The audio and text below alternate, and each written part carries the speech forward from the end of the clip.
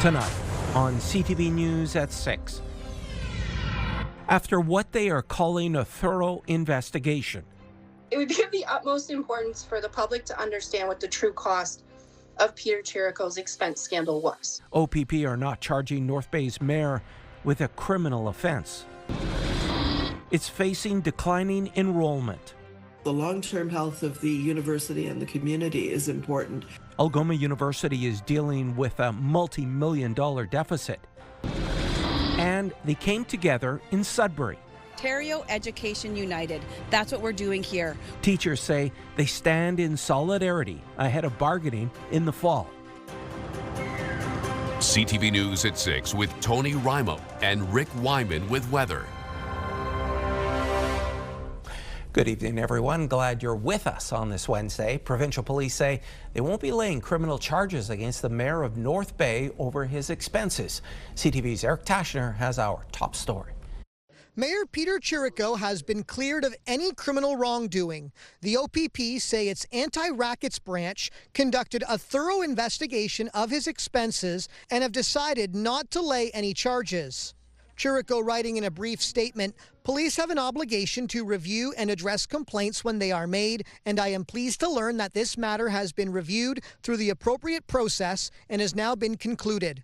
In late October, Integrity Commissioner Guy Giorno ruled $5,500 out of the $17,200 in personal expenses Chirico racked up with the card violated the city's code of conduct. Expenses included season tickets to the North Bay Battalion, golf membership fees, and dinners out with family, all of which Giorno said were not business related or that Chirico should have disclosed and reimbursed at the time. Giorno also found many of the other expenses that reflected poor practices should have been addressed. The public, and I think that they should email the councillors in regards to how they feel about this, because I still feel that there's no accountability. All of the expenses were paid back, and council docked Chirico's pay for 60 days.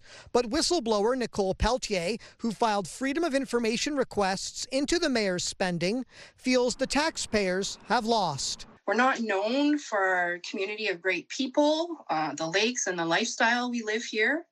We're known for him to use the city credit card to make expenses like chlorine pucks, rototiller rentals, prescription glasses, Du Maurier cigarettes. Pelletier is still fighting to shed a light on the overall cost of the investigation, arguing it should be publicized in the name of transparency. It would be of the utmost importance for the public to understand what the true cost of Peter Chirico's expense scandal was. A separate investigation by the Inspectorate of Policing into Chirico's conduct remains ongoing. There is no update on that case at this time. Eric Tashner, CTV News, North Bay. Officials at Algoma University in Sault Ste. Marie have some tough decisions to make. The university is posting a large deficit, and that means the post-secondary school plans to reduce staffing levels. More now from CTV's Angela Gemmell. Over the next year, Algoma University will be operating with a looming $16 million deficit. It means difficult decisions to avoid an outcome similar to Laurentian. The long-term health of the university and the community is important. So it's making those tough decisions early enough which will avoid this kind of problem. The operating budget has a $14 million deficit, plus an additional $2.5 million for one-time restructuring costs, bringing the total to $16.5 million. Enrollment has dropped 50% and is a major reason for the deficit. The decline comes after the federal government's cap on international students, something Embleton says has damaged Canada's brand. There are students who are reluctant to apply to Canada, a feeling of how welcome are they? Will they be able to finish their degrees? You know, there are all kinds of uncertainties that is bringing. Embleton says the deficit won't impact the student experience since no programs are slated to be cut. However, between 50 and 75 employees will be laid off. That number could be smaller depending on which option the impacted workers choose. One is an exit plan, so a voluntary exit of the kind that I think you see at other universities as well.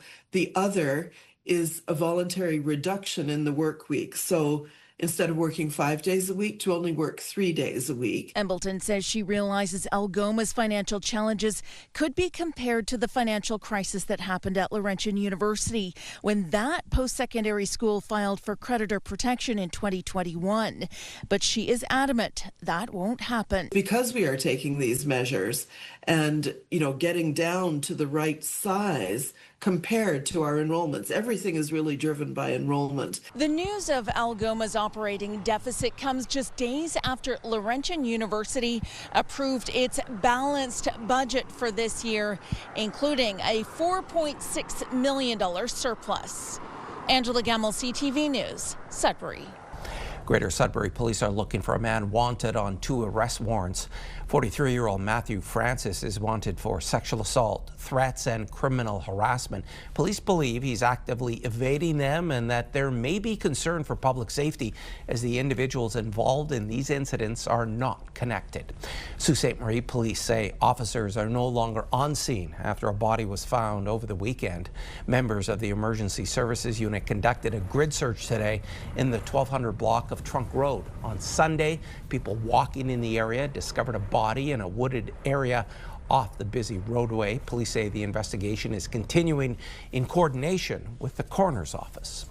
OPP in the North Bay region are telling drivers to slow down after ticketing 8 stunt drivers in 5 days. The top speed was 172 kilometers an hour in an 80 kilometer an hour zone. Stunt driving charges are laid for exceeding the speed limit by 40 kilometers an hour or more and carries an immediate 30-day license suspension and vehicle impoundment for 14 days. Fines can range from $2,000 to $10,000.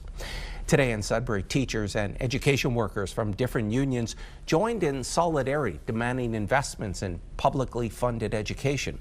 CTV's Alan Everson reports on the day of action. Teachers and education workers in Sudbury unite at the famous landmark, the Big Nickel. This picture is a show of support for the province-wide day of action.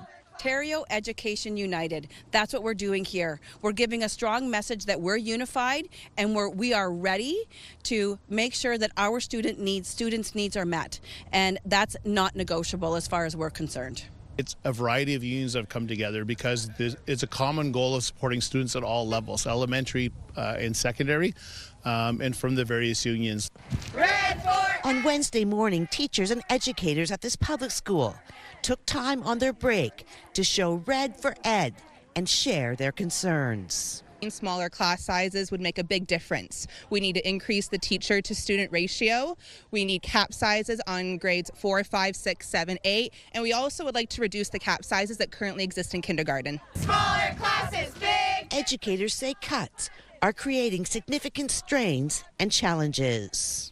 Government since 2018 has had $6.35 billion in education cuts, and Ford has had enough time to fix these problems, and he just hasn't. He's not listening to teachers. He continues to make cuts. It's impacting our students. We need more support for students, teachers, especially students with mental health needs. In an emailed statement, the Minister of Education, Paul Calandra's press secretary, says the minister looks forward to continuing his work with all the dedicated and passionate educators as we work towards the shared goal of strengthening our system. The teachers and education workers say under the banner of Stronger Together, the 5 unions are prepared for the next round of central bargaining, with the collective agreement set to expire August 31st.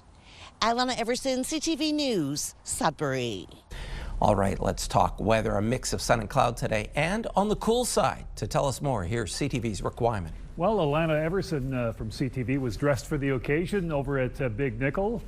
Big Nickel looks good for this time of the year. Lots of cloud cover in the forecast. And as I said last hour, we've got a bit of a variation in the 5 and 7 day forecast that I hope you'll enjoy compared to what we presented last night, our systems map from Environment Canada. We've got some sleet in the forecast, a few flurries, maybe some light rain as well, and some sunshine. So again, we'll talk about the 7 day forecast a little bit later on in the hour. But Tony, as we keep on saying, the numbers change each and every night with our current temperatures. They are coming up next. Thanks so much for that, Rick. After a lengthy debate, still to come on CTV News at 6, the city of Greater Sudbury is dropping the speed limit on residential streets. Right now, though, we're heading to the Fire Tower Lookout in Elliott Lake.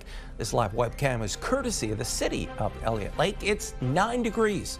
We are back in just a couple of minutes. When you see it happen, send it to CTV News.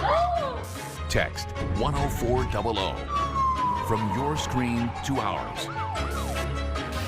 Text 10400. City Council in Sudbury had a lengthy debate last night on the permanent implementation of a 40-kilometer-per-hour speed limit on all residential streets.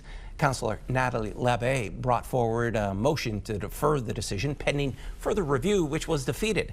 The motion arising from the Operations Committee was also amended. The city is now going to adopt the Gateway Speed Limit Pilot Project, and that staff will be directed to amend the traffic and parking bylaw. The decision follows a 2-year pilot project. 25 roads were tested prior to having the speed limit changed. And then in September of 24, they went back and tested those same 25 roads, and there was found to be very little change. Here we are, 2026, and I am asking to go back and test those 25 roads and see if there is a change. The report that came to operations on April 20th had already been deferred from a November 24th, 2025 Operations Committee. Members of Council have had 5 months to ask questions and request more information. Our professional staff have made a recommendation based on a 2-year pilot. I trust their work and their recommendation that they've given to us. The one-time cost for implementing lower speed limits on signage within the municipality is $260,000. Also last night, City Council approved the extension of homelessness services at Energy Court.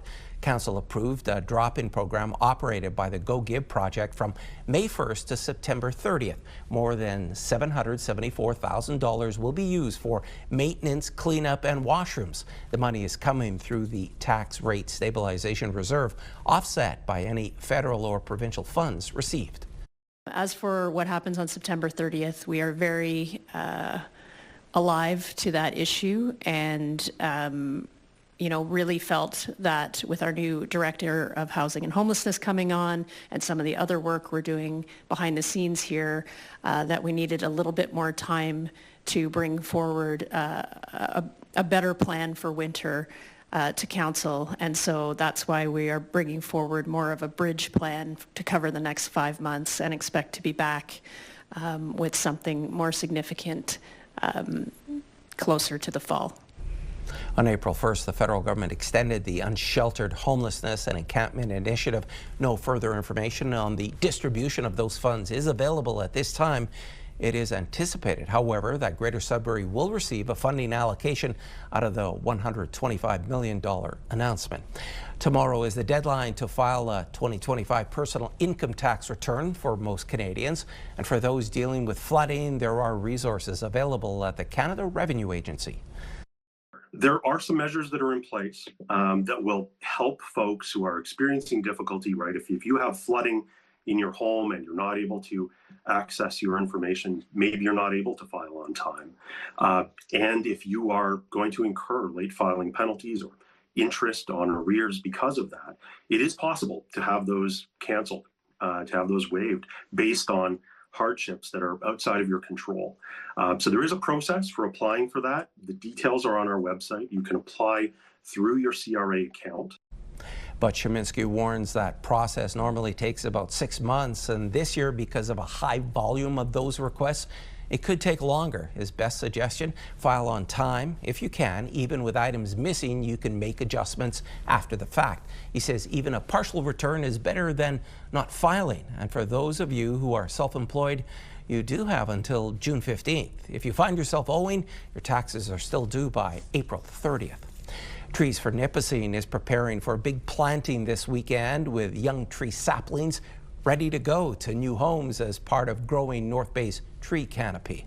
125 young trees from the starter nursery are ready to be planted this Saturday near the Crisis Center at the intersection of Chippewa and Castle Street along the creek. There are various species from red maple and red oak to sycamore. The planting will be done by the North Bay Traditional Scouts, other volunteers, and families. When you have a tree on your property, the value goes up. That's one thing. Plus, it helps to shade your house and reduce the need for air conditioning. It helps clean the air, as you've mentioned, and it also brings more birds and wildlife to your yard. Trees for Nipissing says the planting is sponsored by the Ferris Lions Club. Greater Sudbury's mayor and CAO provided a flooding update at last night's council meeting.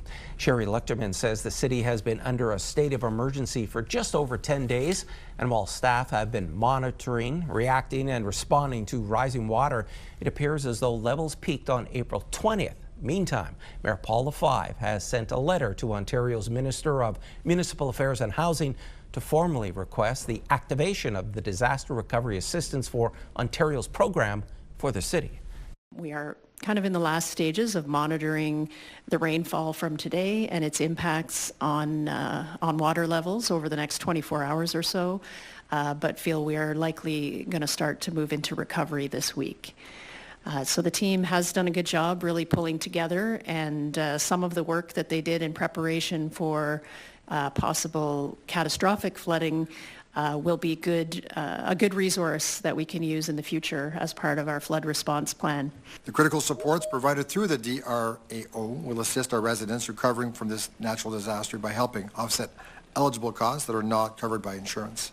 While we understand the program is not intended to replace private insurance, it plays an essential role in ensuring that residents are not left without recourse when faced with costly and unexpected damage.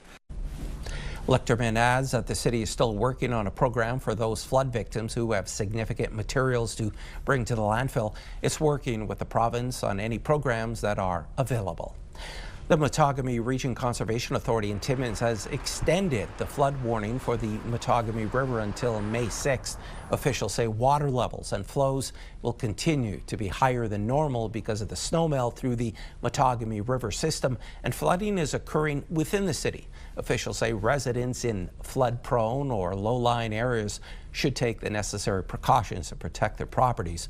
They say water levels remain high across the watershed, and people should be cautious near all river, streams, and water courses.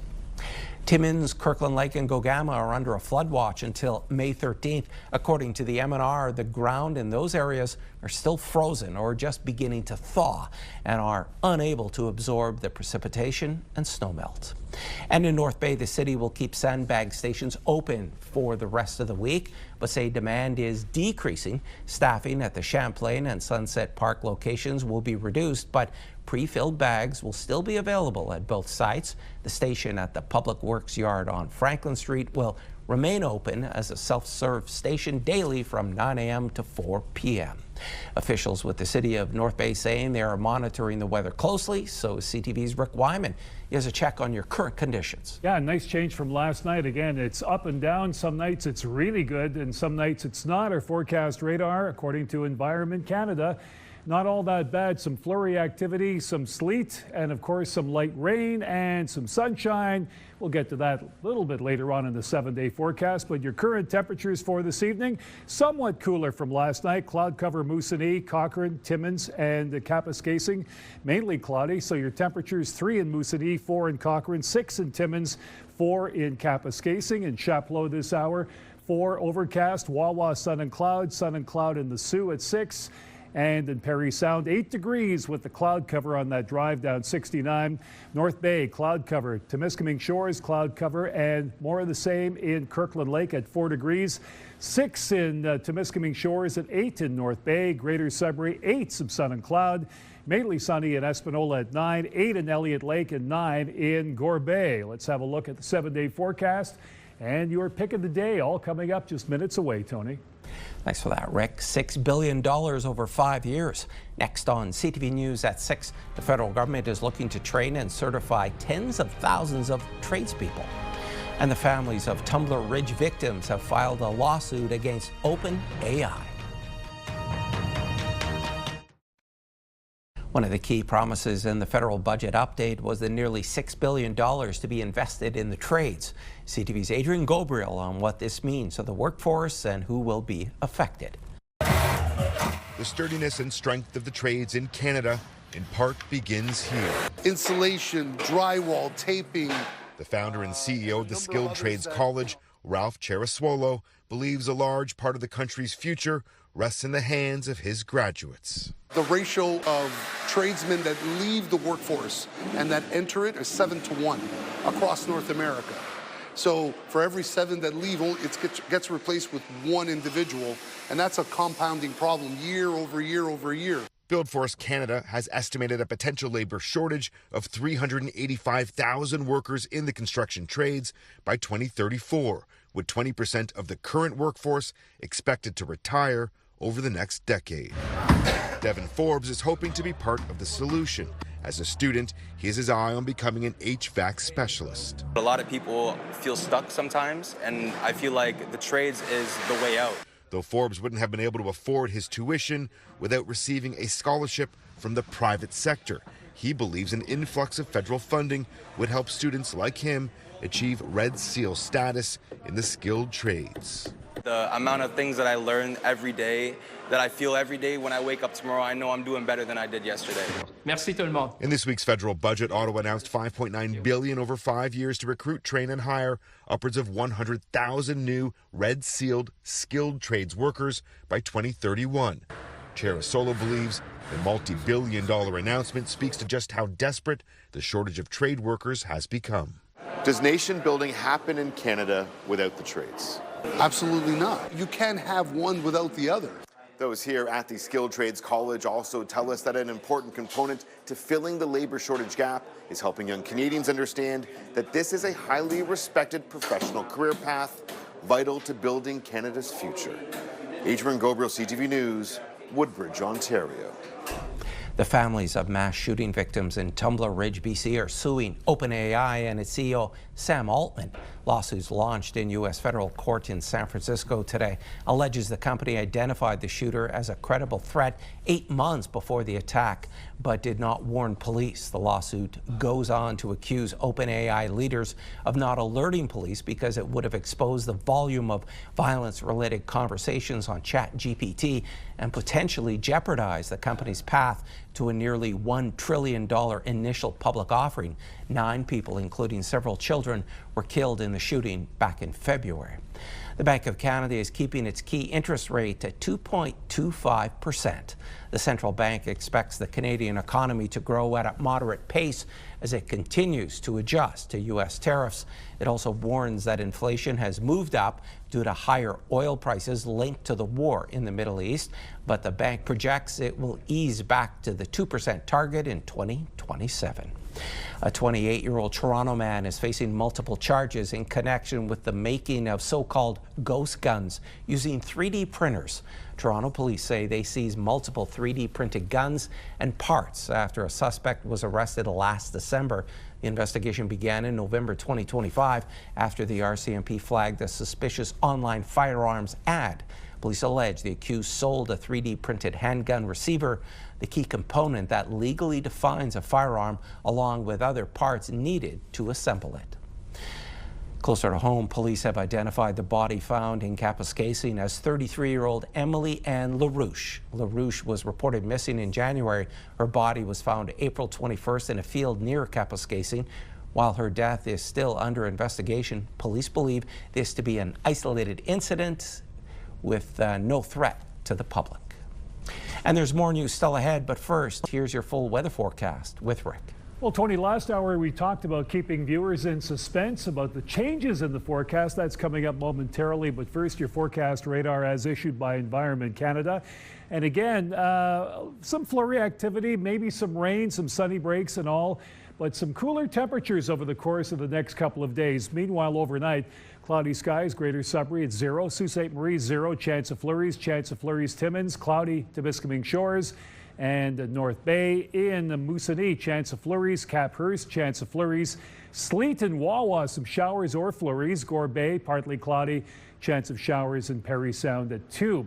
Now your 7-day numbers: Sudbury Nickel Belt, cloud cover tomorrow at 6, sun and cloud Friday at 4, more clouds Saturday at 5, Sunday, sun and cloud at 7. Originally, we were supposed to have some sleet for both days. Monday, chance of showers at 10 and 9 with the clouds on Tuesday. Meanwhile, in Sault Ste. Marie, Algoma, chance of sleet at 30% tomorrow. 6 degrees, your expected high. Friday, some sun and cloud at 3, sun and cloud Saturday at 5. 11, beautiful Sunday coming up in Sault Ste. Marie. Monday, chance of showers at 7. Tuesday, 7 degrees once again with the clouds well below your normal at this time of the year. Timmins, Cochrane, Kapuskasing, chance of flurries for a couple of days, 4 and 1. Not a great start. Saturday, chance of sleet at 2, going up to 5. Sunday with the clouds. Chance of sleet on Monday at 6, then 7 degrees, your warmest day yet with the cloud cover, but you'll have to wait until next week to get that.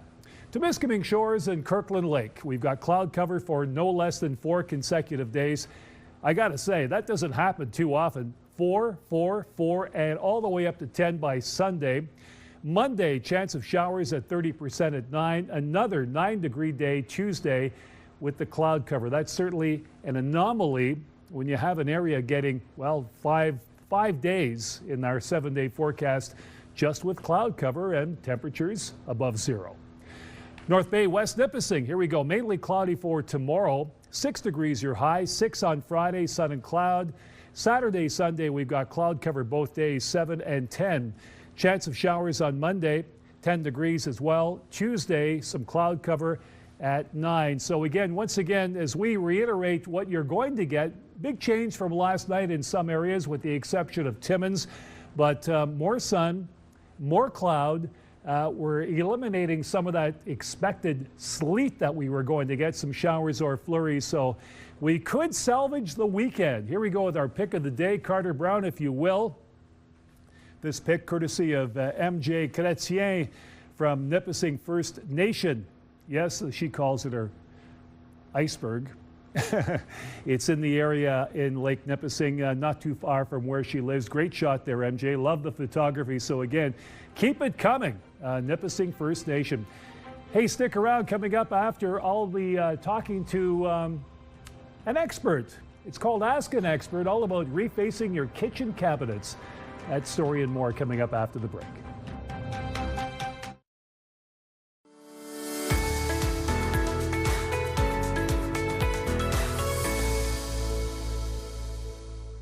We're putting new life back in your out-of-date kitchen with cabinet refacing. Ryan Trudeau is my guest tonight on Ask an Expert. Thanks for dropping by tonight. Great to see you. Thank you for having me. Let's begin by explaining what cabinet refacing is all about. Well, essentially, we're going to take all the doors off your cabinets and we're going to put new doors on, add side panels, tape the edges, give you new soft close hinges, new drawer fronts, and once we're complete, it'll look like an entirely new kitchen. The benefit is that we don't have to take your boxes off the wall and create a large disruption. Sounds complicated, but it's not, right? No, it's not complicated at all. 3 to 5 days, a kitchen is usually done with very little mess, very little disruption, and you can have your kitchen back every night. Okay, we know when someone gets into a project, it's all about money. So why is this a smart investment for homeowners to invest in their kitchen this way? Well, it's probably 30 to 70% less than an actual replacement of your cabinets. And by doing this, you don't have to take all the cabinets down and put them in the landfill, which is an environmental aspect. Okay. And new cabinets are quite expensive compared to this process. So we can just give you new cabinets and doors for about 50% minimum less than new cabinets. And there won't be any extra electrical or plumbing or replacement of countertops if not needed, which extends the value. Okay, so when you go out and give someone an estimate, what are prospective clients telling you about this procedure? They're very interested because it is it's a unique type of thing to do for your kitchen, and we go in and we discuss the styles and features, and we can add soft close drawers and some other additions, like maybe we can put an island in or a couple of extra cabinets. We can modify the layout a little bit, but once we complete the job, the customers are overwhelmed with the beauty of it. It's more than they would have ever expected. Now, more importantly, right, if you're going to do this right here, right now, will it actually increase the value of your property or your kitchen or your real estate period? It actually will. It's large kitchen renovations usually only get you about 80 to 60% back, and refacing is considered a minor remodel, so it'll actually give you a return on investment of about 100%. So it will definitely increase the value of your home. Okay, Ryan, a lot of people are dealing with this right now where they could have this. This looks very cool. If people need more information, who do they get a hold of? They can call me, Ryan, directly at 705-698-6198, or visit my website and reach out at allsurfacesolutions.ca. Okay, thanks for doing this and good luck. For more information on tonight's segment, check out CTV News Northern Ontario.ca. The North Shore Health Network is advising the public about another emergency department closure. The emergency department in Richards Landing will be closed Thursday, April 30th at 8 a.m. The ED will reopen Friday morning at 8 o'clock. The Thessalon site and Sioux Area Hospital are open, but for medical emergencies, people should call 911. Health Canada has approved the first generic version of Ozempic. The drug is widely used for type 2 diabetes and weight control. The approved generic version is made by Indian pharmaceutical company Dr. Reddy's Laboratories and is considered the same as the brand name in terms of safety and effectiveness. The move is expected to bring down costs for users. Acute myeloid leukemia has traditionally been difficult to treat, but new drugs are changing that. We get more from CTV's Pauline Chan. Hamilton artist Nancy Spock was diagnosed with AML in 2022.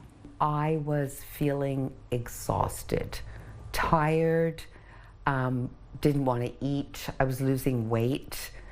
I blamed it on having a toothache, and then also I got a puppy. So I thought, okay, I'm just exhausted from all of this. AML, or acute myeloid leukemia, is a disease of the blood which actually starts in the bone marrow and then kind of goes out into the blood. So AML is always, if you want, metastatic from the beginning. So AML can often present relatively late because it goes everywhere. Dr. Brian Lieber says a combination of drugs used to be the typical treatment, but a decade ago, targeted therapies began to be developed for particular mutations causing the cancer. And in the past few months, 2 new drugs, quizartinib and ivosidenib, were approved by Health Canada. I think that's why hematologists are, excited these days about having new treatment options for particular subtypes of leukemia. The drugs, in pill form, have very good outcomes and are much easier to take than hospital infusions or injections, but that means testing and diagnosis is key. Now that information is also used for specific treatment choices to say, this treatment might be better for you if you have this particular type of mutation. Specific tests for certain mutations are needed. It's clearly critical to be able to determine that relatively early in the state of the disease. Nancy was able to get a stem cell transplant, an option only available to less than half of AML patients. She's doing great now, but still suffers from fatigue and brain fog. Even now, I need to nap at least an hour a day. But she's grateful for the research which is continuing to make life better for patients like herself. Pauline Chan, CTV News. While the Edmonton Oilers try to put together 3 consecutive wins, one Oilers fan is stitching what could be a lucky sweater. CTV's Nirman Issa with that story. This doesn't look as orange as it does in real life. I promise you this is a nice, good Oiler orange that we've got here. It's actually called Hunter Orange. Carla Courtney has 2 new knitting projects she hopes will have her busy well into June. When I was doing the Jays sweater, the first thing I did was knit a little sweater. This isn't done yet. A little sweater for my lobster. And then I realized, oh, this is too small of a project. On top of the Oilers lobster, affectionately dubbed Clonner McDavid, Courtney's working on an Oilers sweater. And that comes with a caveat. Because today is game day, so I'm allowed to knit on game days. The tricky thing for me is your game days straddle 2 of my days because it's 5 in the morning when I'm going to get up and catch the end. This is a mock-up of what the sweater will look like. I'm going to put the drops around the collar here instead. And then I'm just going to have Edmonton around the front, but with hockey sticks like this on either side in blue and orange going around the back up until where it says Edmonton. And then having your stripes here and here and on the bottom. The former Torontonian now lives in the UK. Her previous project made headlines. She knitted this Toronto Blue Jays sweater. The 44-year-old flew to Toronto to complete it in the stands during the World Series. Her sweater is now on display at the Canadian Museum of History.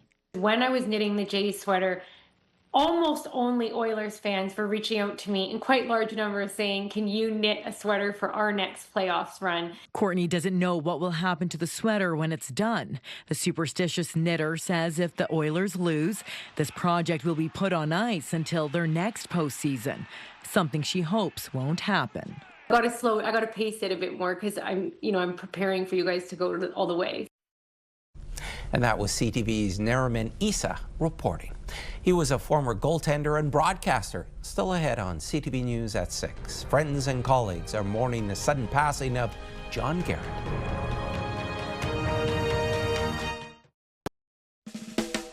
Planning a trip is exciting. Researching destinations, hunting for deals, and building the perfect itinerary.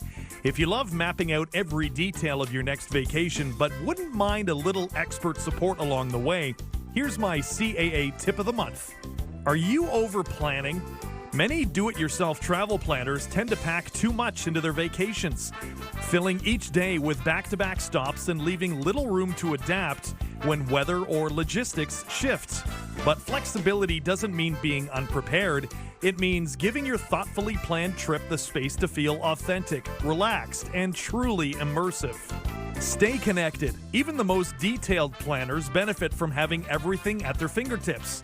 An eSIM makes staying connected effortless. Set it up before you leave, and you'll have instant access to maps, transit apps, reservations, and contacts the moment you arrive.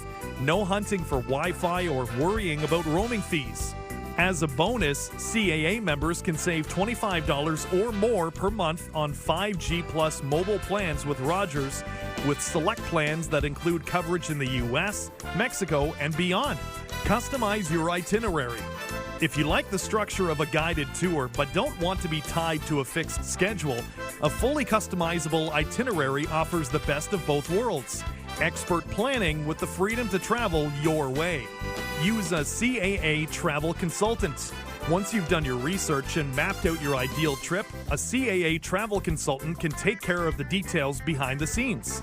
They'll coordinate your flights, accommodations, rail, tours, and transfers into one seamless plan, making changes, documents, and payments easier to manage.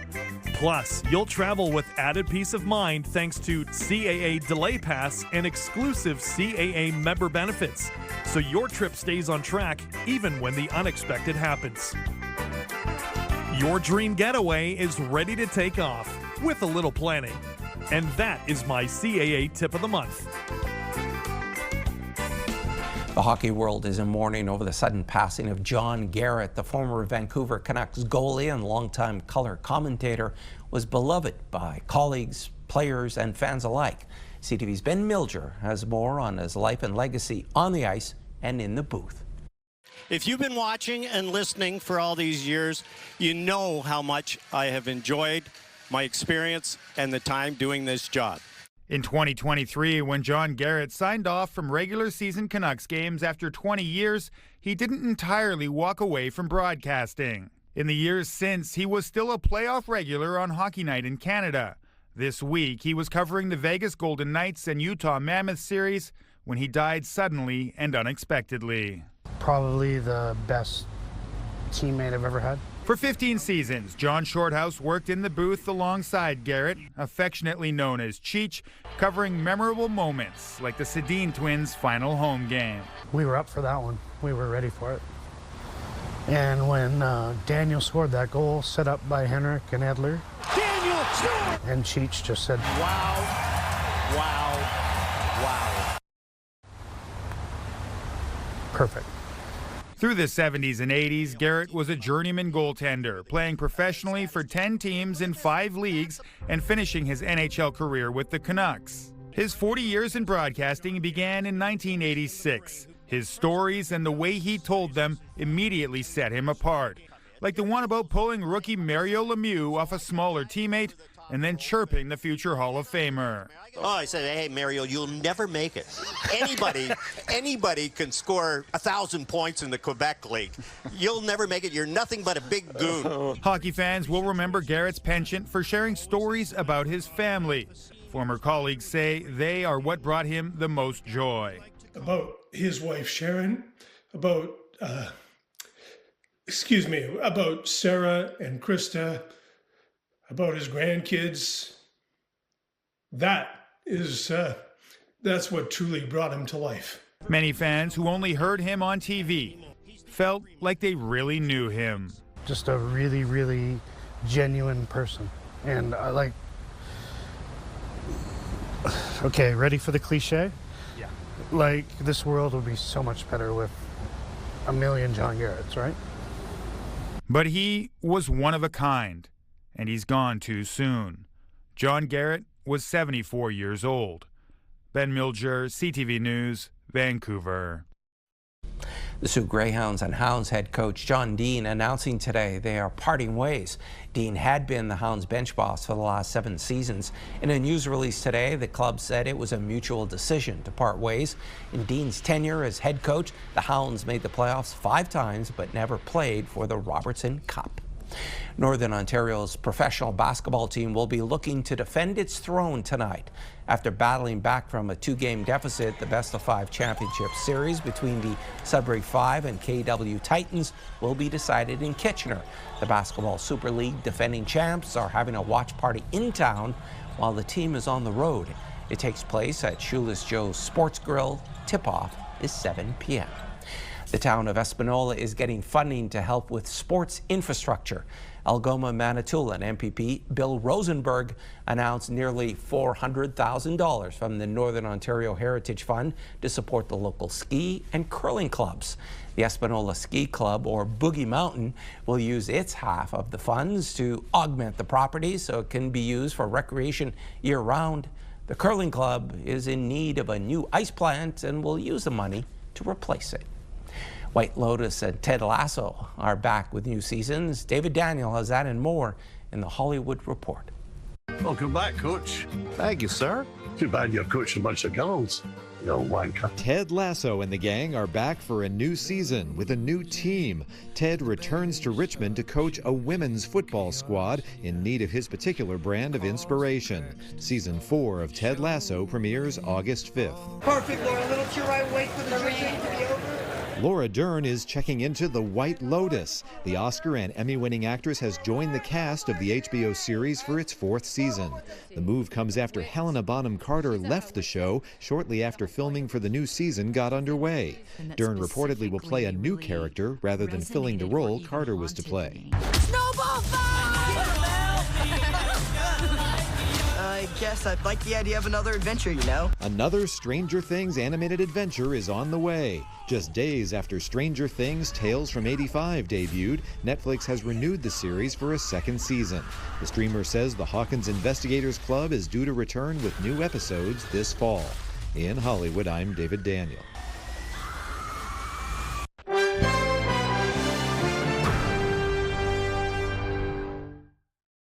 Four of the biggest companies in the U.S. have reported earnings today. Alphabet, Amazon, Meta, and Microsoft all released results after the end of the trading day. BNN Bloomberg's Marilla Fernandez has more. These are the companies investing billions of dollars into artificial intelligence. Their earnings are an indication of whether those investments are paying off. Meta reported it is once again raising the amount it will spend on its AI build-out this year.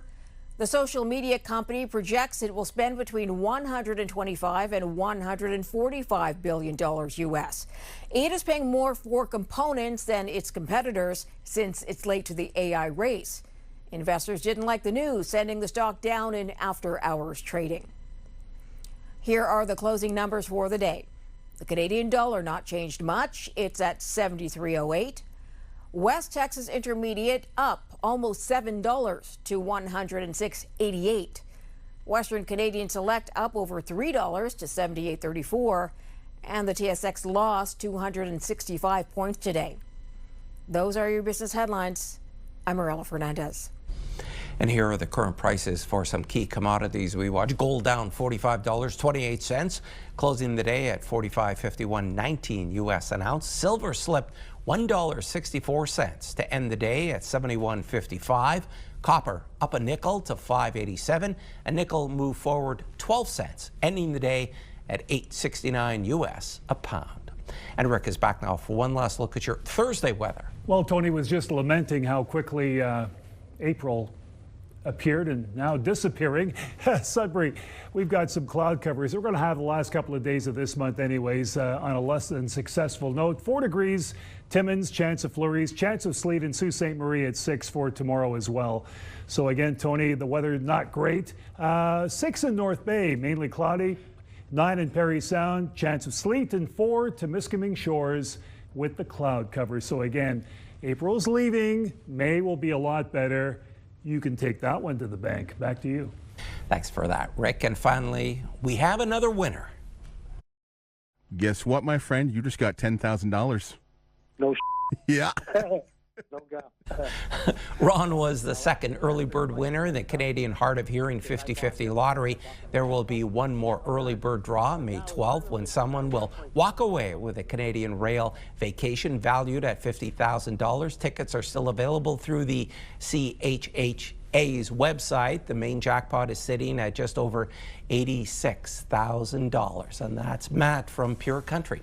Folks, that's CTV News at 6. I'm Tony Ryma. Thanks for watching. More news comes your way at 11:30 with Ian Campbell. Good night.